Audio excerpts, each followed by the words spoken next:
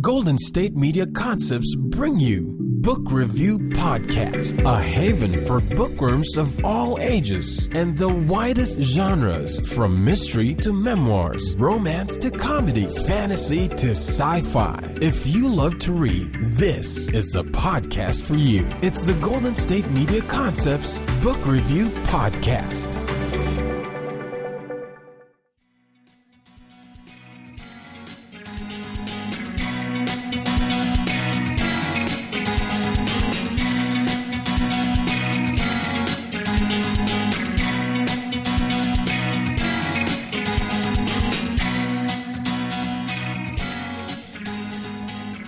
Hello and welcome to the GSMC Book Review Podcast, brought to you by the GSMC Podcast Network. I am your host, Sarah, and I hope you've been having a wonderful weekend.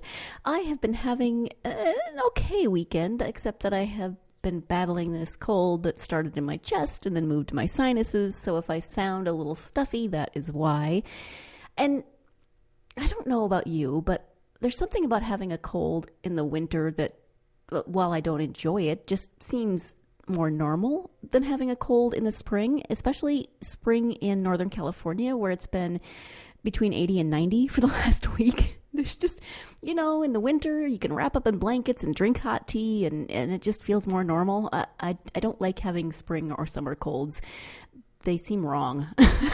Besides the fact that I feel terrible, it's nice outside. You can go and sit outside and soak up some vitamin D, which is lovely, but it just seems wrong.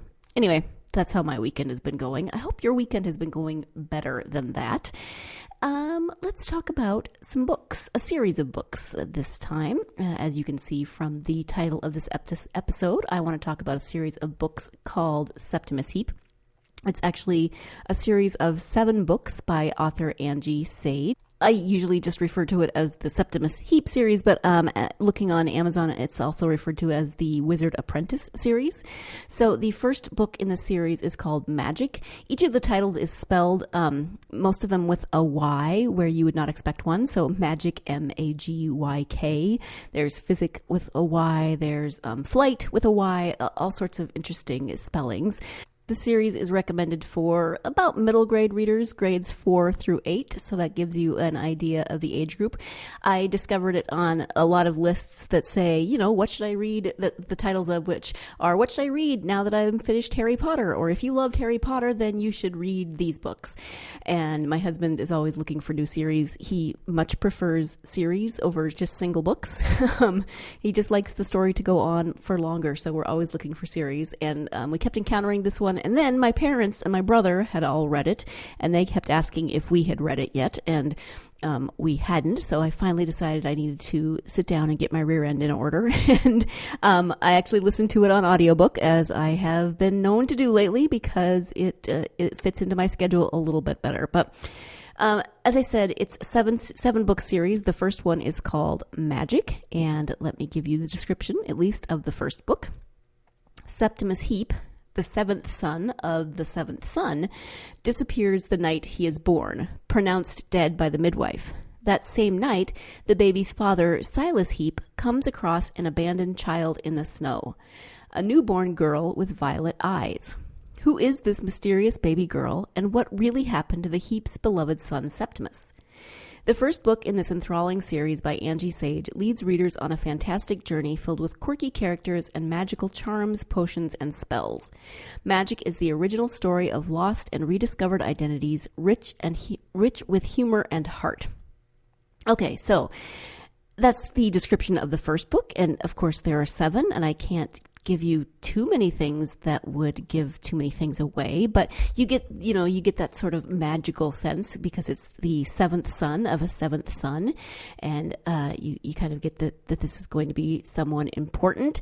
There's a lot of very classic fantasy elements in this book. You've got characters who don't seem like much at first and who get sent on these seemingly impossible quests. You've got cases of mistaken identity. You've got some really annoying bad guys, or really annoying people who aren't necessarily bad guys, but they annoy the snot out of you anyway. There's some teenagers in here who are very, very, very teenage-like. So the book starts with what you hear about the midwife declaring Septimus Heap dead, with Silas Heap finding the baby in the snow, and then we fast forward to 10 years later. The baby in the snow is celebrating her 10th birthday, and things take off from there. There's, it's recommended for readers of Harry Potter, but it's, as it should be, very different from Harry Potter. There is magic in it, but wizards are a group of people who do study magic. You can be born into a wizarding family, but it doesn't mean that you will be a wizard. So in that way, it's kind of like Harry Potter. There's not necessarily a school for magic like Hogwarts, and there's other types of magic. So there are witches who don't exactly do magic per se, but they do charms and potions. There's a differentiation between witches and wizards. There's also something called a hermetic scribe. There are the scribes who do a lot of translating, who do a lot of spell work, or work on spells, I should say. So if you have a spell that needs translating, you take it to the hermetic scribes. If you have a spell that is not working properly, you take it to the hermetic scribe. So there's all these different categories of people, which I found really fascinating. Throughout the 7 books, the characters grow and change. Septimus Heap is the 7th son of a 7th son, so there are 6 Heap older brothers in this book, and I will tell you that the baby girl's name is Jenna. So Jenna grows up with these 6 Heap brothers, and you can imagine what that's like when you grow up in a large family in a small house with 6 very noisy brothers. The Heap brothers are a motley collection of very interesting characters. You get to know some of them better than others. The oldest one, Simon, definitely has some growing pains, and won't go too much into that because you should read and find out what's going on with Simon. The writing is funny. It's got some great humor in it. It's got some parts, like I said, where some of the characters, I'm gonna go back to a Harry Potter analogy. For those of you who have read Harry Potter, maybe you'll understand this or may have felt something similar. In Order of the Phoenix, Harry is whiny. and we find out that there's reasons for that, but he is so kind of annoying in that book. Like, you just want to reach through the pages and shake him and say, could you stop acting like this? Part of it is that you're an adolescent, and part of it is that, you got Voldemort in your head. But reading that book, because I do not quite an annual reread, but almost an annual reread, and whenever I get to Order of the Phoenix, I'm like, ugh, can I just skip this book? But I never do. There are characters like that, and there are sections of the book that are like that, where you're like, okay, I know these are growing pains, but you are driving me a little bit crazy, and I would just like for you to stop now, please. But she writes it in a way that you see that the characters are human, and they're not just always happy-go-lucky. Things happen, and they don't always react to them in perfectly appropriate ways. They get cranky, they get snarky. Septimus and Sarah Heap as parents are loving and ditzy as heck. They have their faults and their quirks. Definitely loving, but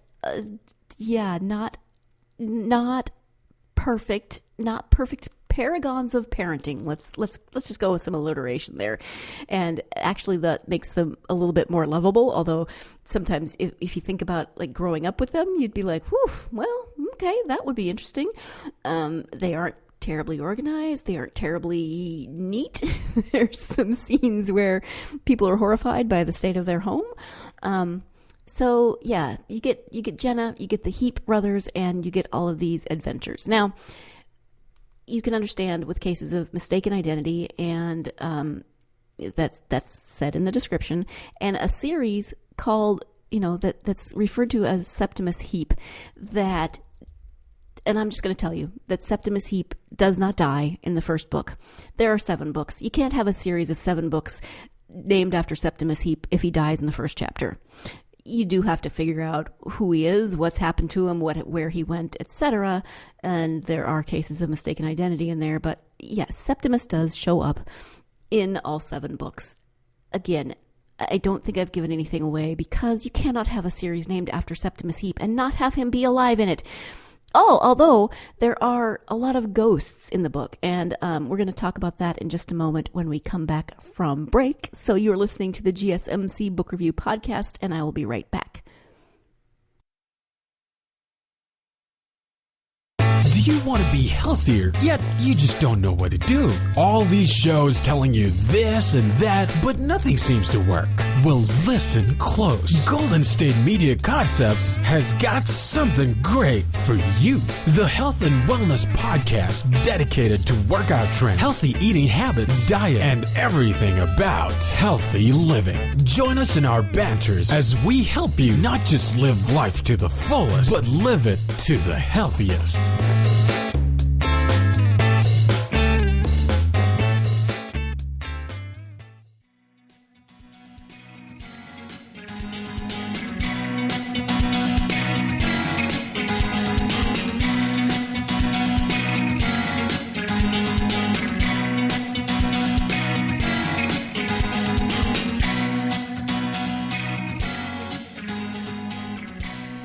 Welcome back to the GSMC Book Review Podcast, where I am speaking about the Septimus Heap, or the Wizard Apprentice series, and I just gave kind of a major spoiler, but I don't think it's really that much of a spoiler if you are, if you pay attention to these things in books, and if you see that the entire series is named after Septimus Heap. Anyway, I mentioned ghosts.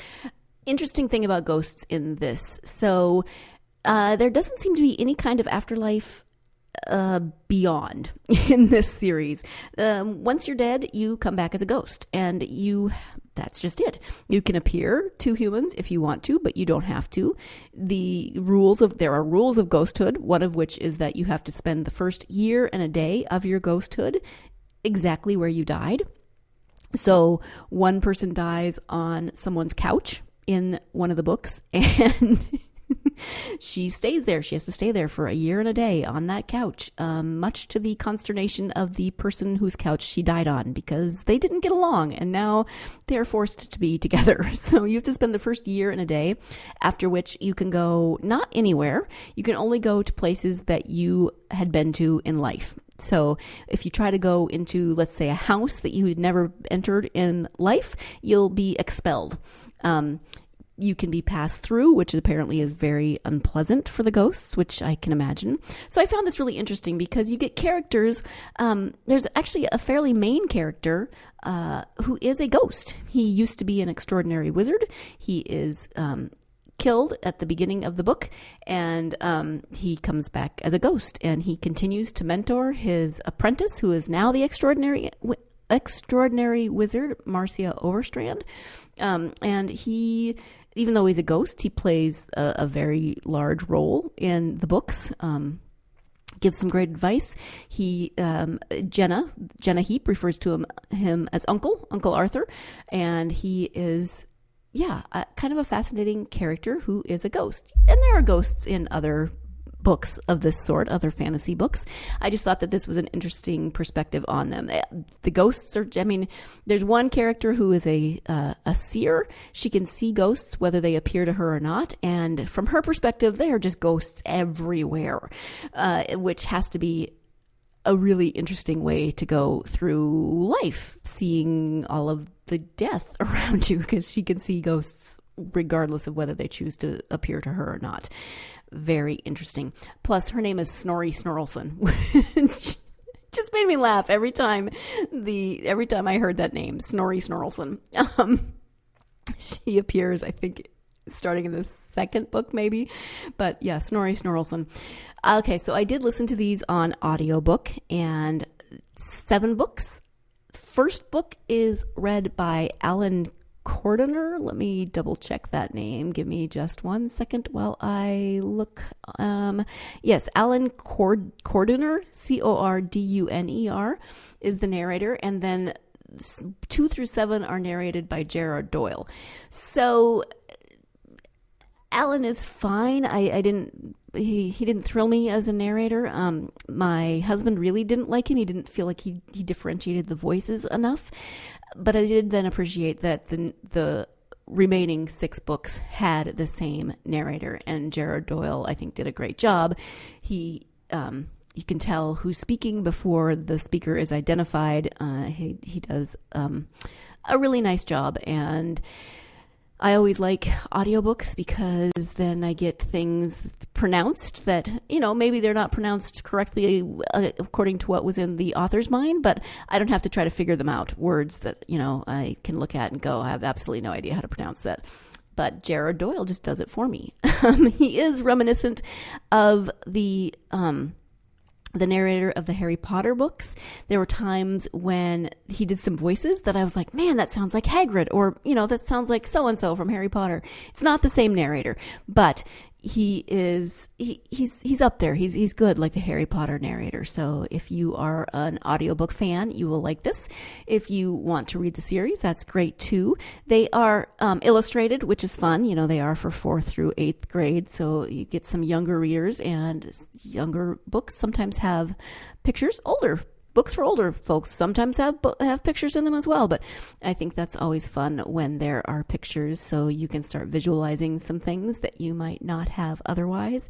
They are kind of line drawings, black and white, but very detailed and very nicely done.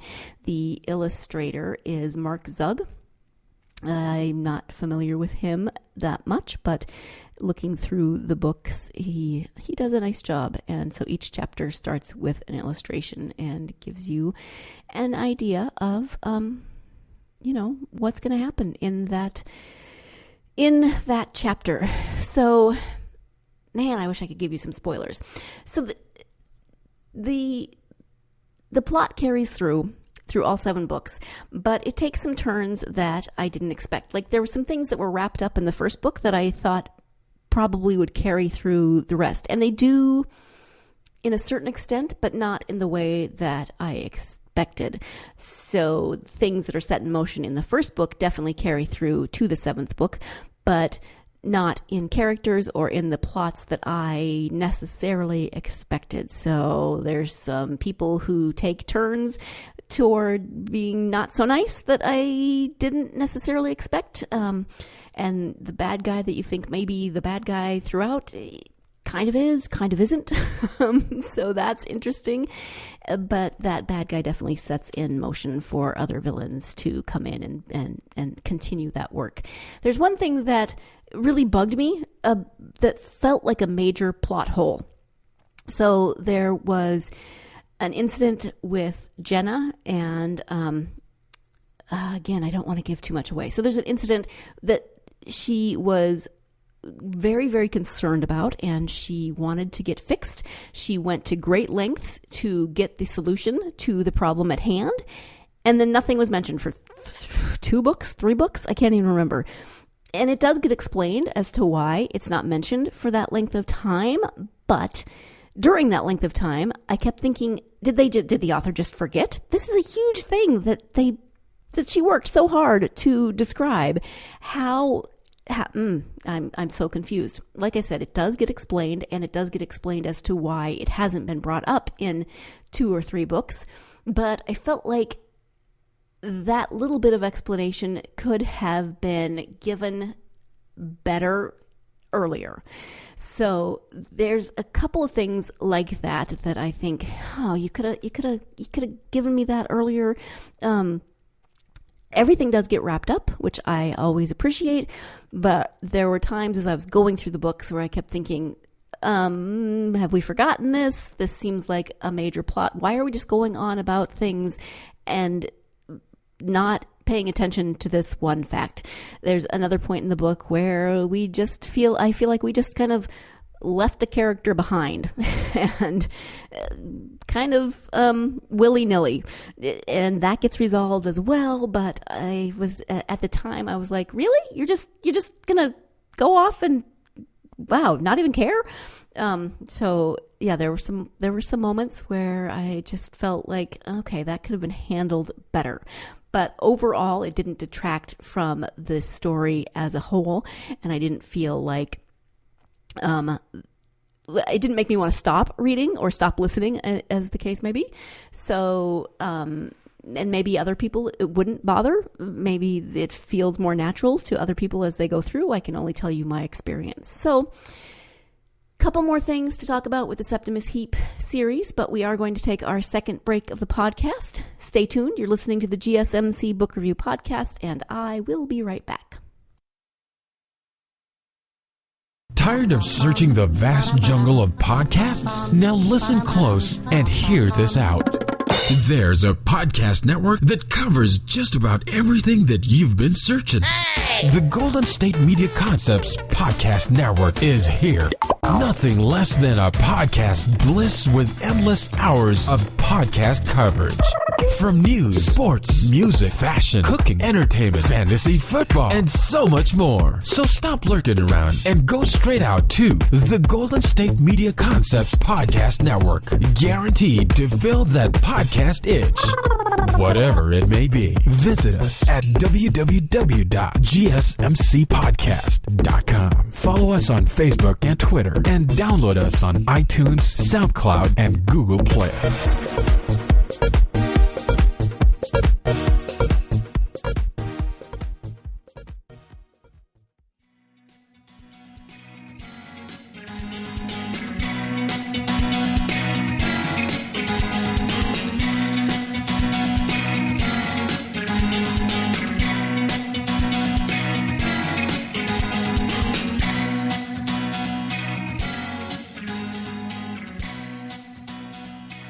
Welcome back to the GSMC Book Review Podcast and the conclusion of my ramblings about Septimus Heap. I so wish that I could give you a million spoilers, or that we could have a book group for those of you who have read it, and we could talk about the things that I loved, that bugged me, that I want to, spit out and talk about. I'll just try to give you some more things that I loved. It's about magic, which is always fun. It's about quests that seem impossible, but and have unlikely heroes. It is about the characters. Angie Sage does a really great job of developing the characters, and we grow with them through the 7 books. So obviously, there's many, many recurring characters, and several of them start out very young. Like I said, Jenna, we start out pretty much on her 10th birthday, and there's other characters who are of similar age, and we grow with them, and they grow into some important roles in the book, and it's very fun to watch them grow into those roles. And I think Angie Sage did a really good job of doing that. I mentioned before the break that she does wrap up the things that were bugging me, that I felt like were not being wrapped up. And one thing that I really loved about all of these books is, in the end, it's not exactly an epilogue, but she gives you brief snippets of what happened to certain characters that you might not even have thought about again after they showed up. They could show up just briefly, a page or two. And so, there's XYZ character who showed up in chapter 5. And then at the end, XYZ character went on to do this and this and this. And the result of their actions was this. I love that. If you've been listening to the podcast for any length of time, you know that I want, an epilogue that is the length of War and Peace. I want to know what happens to everybody. I want to know everything that happens to everybody. Give me their history, or give me their future up until, 10 years after they're dead. I know that's not practical, but I hate leaving characters behind. I love, once the book is over, I still want to know what's going on. Books that end kind of open-endedly really make me sad sometimes, because I don't always want to use my own imagination. I want you to tell me what happened to these characters that I've grown to love, or these characters that I've grown to really dislike. Tell me what happened to them. So each book ends with multiple, I can't even tell you how many, like maybe 10, maybe between 10 and 20, just little snippets of what happened to these characters. So you've got magic, you've got witches, wizards, boggarts, dragons, magical creatures, magical places. You have got ghosts, like I said. There are talking rats. There's actually a talking rat who is one of the main characters. His name is Stanley, and he runs the message rat service, or he's part of the message rat service. And Stanley just keeps popping up in places that you don't expect him. So you get talking rats, and you really kind of get an insight into what it's like to be a rat in this time. Not sure exactly what time it's supposed to be. there's no countries named specifically. There, you feel like it's probably England, and Angie Sage is English, but and Snorri Snorkelson comes from the northern countries. She feels very Scandinavian, so you get ideas of where people are from, but there's no place names specifically given besides the North countries and the I think the place across the water or something like that. So it's very kind of specifically vague because it feels like places that you know in this world, but we're talking about magic and not technology. It's not modern. We don't have electricity. We don't have cars, but there's other things that, because of magic, may seem more technologically advanced. So, it could be one of those books that's like way in the future after we've had an apocalypse and everything's gone back to how it was, or it could be Middle Ages, who knows, or it could just be in a completely different world in a time before they have developed technology in a place that sounds a lot like England. It can be really wherever you want it to be, I think. And so Septimus Heap. And in the end, one of those, I'm not going to give anything away here, but one of those following up moments talks about a very, very brief, this person barely even got a paragraph. She just looked up in one of the books and saw one of the characters, and that was it. The character was passing by. She happened to see him passing by. And then in the end, it talks about how this character, Alice Todd Hunter Moon, because of that encounter, that brief encounter of seeing one of the characters pass by, wanted to find out more about the world and that person, etc. And so she gets her own series. I have not read those yet or listened to those yet. I am going to, but I haven't. So it's the Todd Hunter Moon series, and I think there's at least 3 of those. I could be wrong. So you get just this. She gets barely a mention. You don't even really think about her until the end when we're wrapping things up in this lovely way that I so appreciated and loved to find out about characters that I hadn't even thought about, but I loved finding out more about them.